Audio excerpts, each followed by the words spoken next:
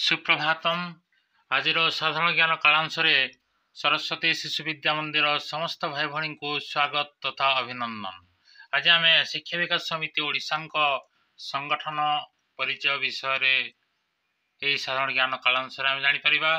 तेणुक video को बिना स्किप्रे आरंभ शेष पर्यंत देखु। जदि भिडियोटी भल लगुच लाइक शेयर एवं सब्सक्राइब करूँ। चलतु आम वर्तमान आरंभ करवा। आज साधारण ज्ञान कालांश आम शिक्षा विकास समिति ओडिशा संगठन परिचय विषय जाना। चलतु देखा। आज प्रथम प्रश्न, शिक्षा विकास समिति ओडिशा प्रांत निरीक्षक किए? तार उत्तरटी होछि माननीय श्रीजुक्त प्रसन्न कुमार विश्वाल। परवर्ती प्रश्न, प्रश्न नंबर 2, शिक्षा विकास समिति ओडिशा प्रांत शारीरिक शिक्षा संयोजक किए?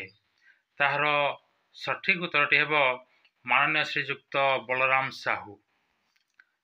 देखिबा परवर्ती प्रश्न, प्रश्न नंबर 3, शिक्षा विकास समिति ओडिशा प्रांत परीक्षा संयोजक किए? तार सठिक उत्तरटी हेब माननीय श्रीजुक्त अश्विनी कुमार नायक।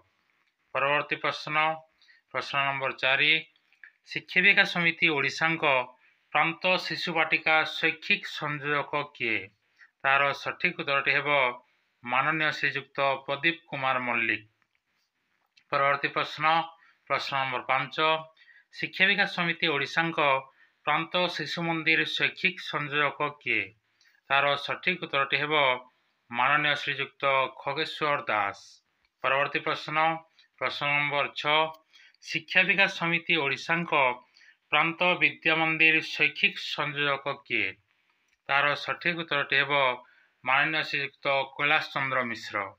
परवर्ती प्रश्न, प्रश्न नंबर 7, शिक्षा विकास समिति ओडिशा प्रांत संगीत शिक्षा संयोजक किए?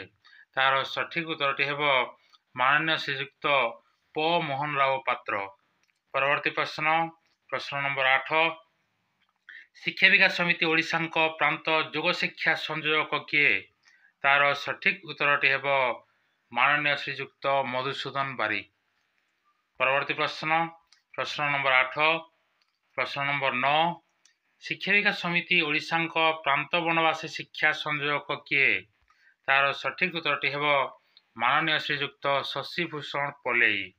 परवर्ती प्रश्न, आज शेष प्रश्न, प्रश्न नंबर 10, शिक्षा विकास समिति ओडिशा प्रांत प्रशिक्षण संयोजक किए?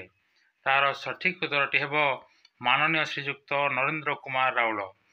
यहीपरि शिक्षणीय शिशु मंदिर विषय जानापी आम चैनल को लाइक शेयर एवं सब्सक्राइब करूँ। आज एतिक रोचे। धन्यवाद।